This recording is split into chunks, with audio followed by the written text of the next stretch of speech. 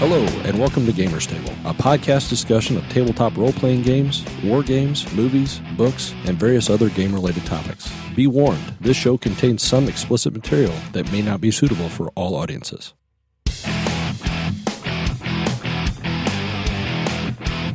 Hello and welcome to Gamers Table. My name is Eric. This is Mike. This is Dan. This is Mark. This is Jason. And I'm Sean. This episode we're going to talk about something that happens quite frequently in any role-playing game, tabletop role-playing. I quite look forward to the opportunity when it arises. And that's messing with absent gamers. I'm opposed to this practice. It's because you're generally the one who's absent. Well, generally, it's either hazing the player or... It's almost a rite of passage. Yeah, you almost have to go through it as a gamer to really appreciate doing it to someone else. And different groups have different philosophies behind this. Some groups think that it's sophomoric to do something to mess with other missing gamers and things like that. And others, like you said, think of it as... You say that like it's a bad thing. Well, I think it depends on how bad it is you're screwing with them. Yeah, coming back to a dead character, that's... Yeah, that's bullcrap is what that is. No, not necessarily. But it's happened. Yeah. No, I'm not saying it. And here's the thing: if you know that you're going to miss a game session, and you tell somebody you can play my guy, You're putting your character's life in their hands. That's right. Yeah. So and then you come back to a dead character, that's completely different. But if you don't say that, and then the game master is supposed to come up with some reason why you're not there, or, Hey, man, I'm saying there's no free passes just because you don't show up. Right. I mean, the timeline continues. So, So, what's some of the better examples of messing with absent characters, absent gamers that you can think of? Adding or deleting things from their character sheets. Ooh. That's what I was going to say, too. Yes. The old erasing. And that could be you're just gone long enough to go to the bathroom. I mean, I got into the habit of taking my character sheet with me. Like when we were at Brian's, I would take it. Has been flagged. Yes. I would take it to the bathroom because when I would come back, it would have like under sex, it would say gay. Something, I don't know, just lame stuff like that. Or they change my stats right. Or erase equipment. some gold. And I usually knew when Brian or Sean was doing it because they can't spell. It's just that our time frame was rushed. Quick. I've got 2.3 seconds. Sword is still not spelled S-O-R-D, Sean. If that's how you spell it, then that's the way it's spelled. Which that's not really a big deal, erasing stuff necessarily, because you're pretty much going to remember everything. But Are you going to notice if your gold total is different? Right, exactly. Probably. See, that's why you siphon off a few gold at a time, like a good thief really would. Now, in D&D, there's a way around that, and that's one of the reasons why I do what I do, is I use editable PDFs. Yes. And print out a new character every level. And it's all in ink, so that way you can't change my stuff if I get up and go to the bathroom. We haven't done that for like 20 years. Doesn't matter. That you know of. The temptation is still there. I think we would all dramatic agree squirrel. that is probably the silliest stuff Sure. that you That's can fun. do. It's fun. But a couple of weeks ago, we had an instance where a player wasn't at our table, and it was because of an outside commitment, and that's understandable. You have a character that's in the campaign. You can't just, have that character, things happened the previous week that needed to be resolved. That player wasn't there, so they got resolved without that player being there. That's your slippery slope. Are you talking about me? Yes. When we took advantage of Jason's drunk interlude. Yes. And it was Because I was here long enough to We asked you one question. Hey, did you keep that bag? To which you said No, you yes. said, did you tell the captain about the bag that I had? No, I think the simple question was, did you keep it? Oh, I thought it You were was... intoxicated. Did you tell it? Which Okay. is against the law of the ship. And in my character Vic's delicate state of nearly dying due to a zombie bite, somehow it came out in conversation. I'm pretty sure Araxo drew it out of me. Right. Did you guys have any more treasure down in the ship? Mm-hmm. And I'm like, there was this, and then Right. Quatamoke had that bag of gems, Right. or some such. Right. And the result was... He got the lash. Which is going to have ramifications down the line, because I'm going to go after the guy who gave me the lash, who was the quartermaster. Quartermaster's going to die. Hey, man, you're the one who broke the law. Vic may have to die. Your Vic the Undying. He is undying. That's right. Your civilized laws mean nothing to my savage nature. So then we're going to keelhaul you until you're Wait till we get to the jungle, Vic. that was an instance of messing with the absent gamer. Getting in touch with them, asking them a question out of context. What did you do He with knew this? the laws of the ship. I'd like to point out that the week after that, I was gone for surgery, and nobody's messed with me. That you're aware of. Well, it's because you don't care about your character, so it's no fun. Actually, your character was involved. He just didn't get in any situations. Probably didn't figure it out. That same. Here's an instance of that same absence. Jason was gone. He had a commitment, and we had a situation that we left like on almost on a cliffhanger the week before. So combat had to be resolved, or the aftermath of the combat had to be resolved. And Jason wasn't here, and the results of this zombie bite was you had to make a fortitude save. Yeah. And Jason wasn't here to roll his own fortitude save, so we had Sean roll his fortitude save for him. And what was it, Sean? A legit one. Yeah, because I remember you sent that to me. It's like, you suck. So we texted him the one It and was said, straight "Sorry, dude." legit.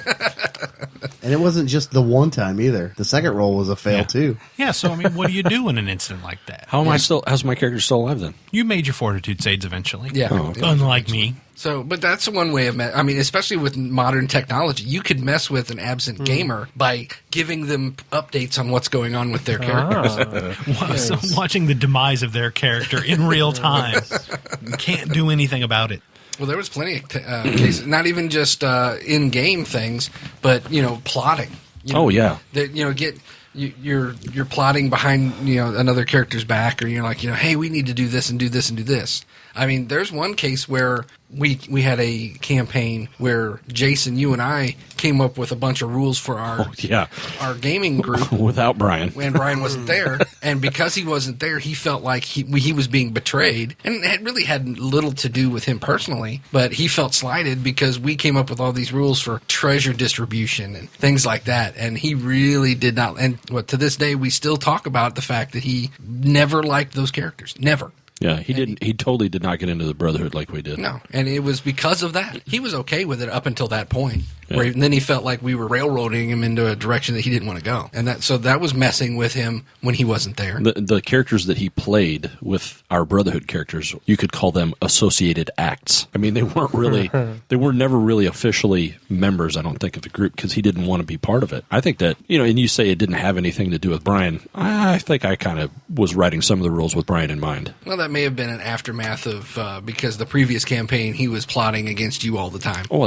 yeah. And that was the other thing was you couldn't really I didn't feel like I could let Brian walk out of the room with Mike, and leave them alone because then Brian would be, all right, I need to do this and I need to and I know that was just me being paranoid. Not necessarily. No, it was happening.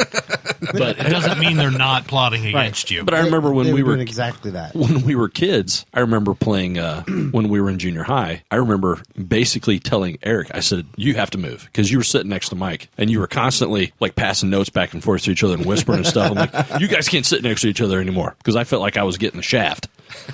So, and I know that didn't last very long. The head and the shaft. So. Wow. Well, for all that plotting, though, none of the stuff was actually executed without you being there. No, I agree. I mean, but there were some things that happened. Now, there was that one time with Pat's character when he wasn't there. Oh, yeah, I totally screwed Pat over. Pat was gone, and Pat had gone. Pat's character had gone from lawful good to chaotic evil, and I basically went and captured Pat's character. And I'm seeing a theme here. Yeah, Jason. Is it all Eric, me? Jason and Pat. Jason and Brian. Very adversarial. Yeah. It wasn't Is it my Eric fault? and Jason. Is it my fault? We're working through some issues here. I'm seeing a pattern here. I didn't hear Shut Pat, up. Brian, or Pat No. and Eric, or. So the topic of this is Jason. Jason. Messing with Messing with Jason. Messing with Jason. It's like those Slim Jim commercials. Measure with Sasquatch, which is apropos.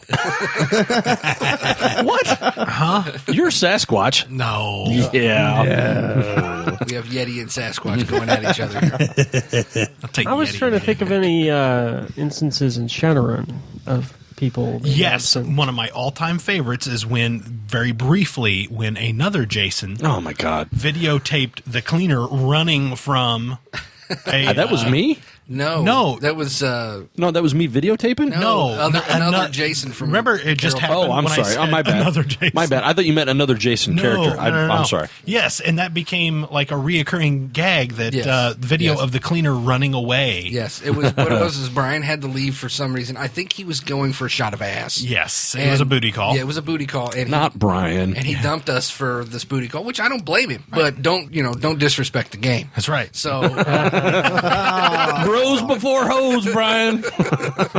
so it was. He took off and was like, well, what happened to his character? Well, his character, dude was sitting in the car waiting for everybody to come out and come out of it was a sewer. Yeah, Jason was playing a face man named Hollywood. I Yeah, remember that's to right. this day, and he was pimped out in his suit, and he was like, "I'm not going in the sewer. I'm just going to sit in the car." Right. And he sees the cleaner running away, so he's like, "I turned my camera on and videotaped." And he videotaped it, and that became and then the intro music, and then the intro shot for World's Stupidest Shadowrunners.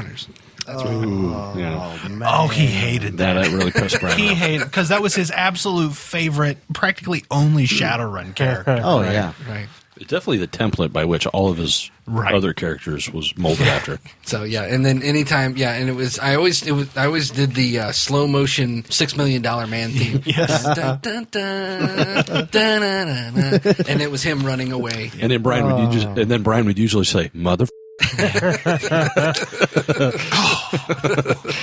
So yeah, you gotta, if you're gonna leave a game high and dry, you gotta be willing to take your lumps. You have to be prepared to become a personal meme. So, but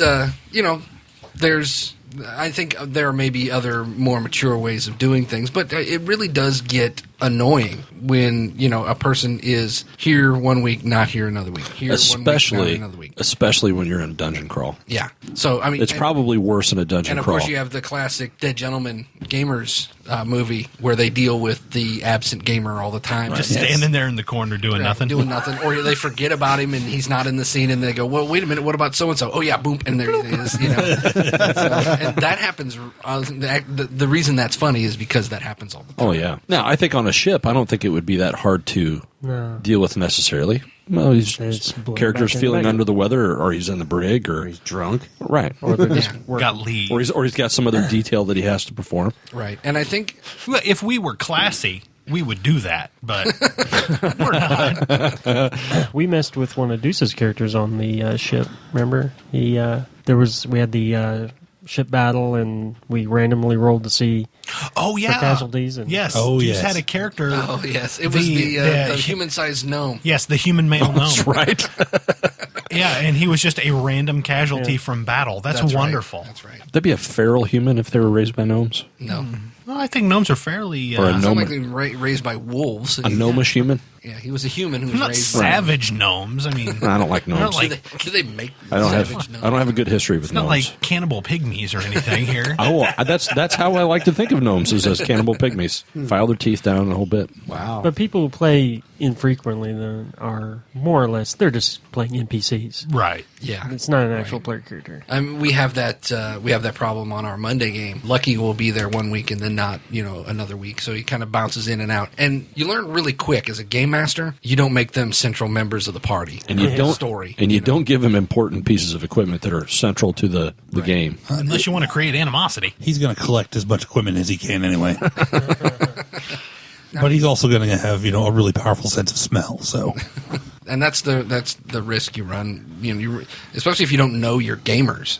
If you're players and you're running a game, you want to incorporate everybody into the game, and then all of a sudden somebody stops showing. Now, we personally, as a group, incorporated you don't make it for 3 weeks in a row. Yeah, it's a 3 and out rule. Yeah, you're 3 and out. You don't make it for 3 weeks in a row, you're done, and we will not consider you coming back. You can always come back, you're going to have to make a new character, though. but yeah, your character is Careful. probably- Now Mark is considering being absent for the next 3 weeks. No, I was just thinking, it's like my average for missed games has gone way up. in the last 6 months. Is that because of health difficulties, or It's been I was sick a couple of times, and then I've had this thing recently. I think a lot of it is computeritis, Yes. MMOitis, or I don't Xbox-itis. play MMO. No, so.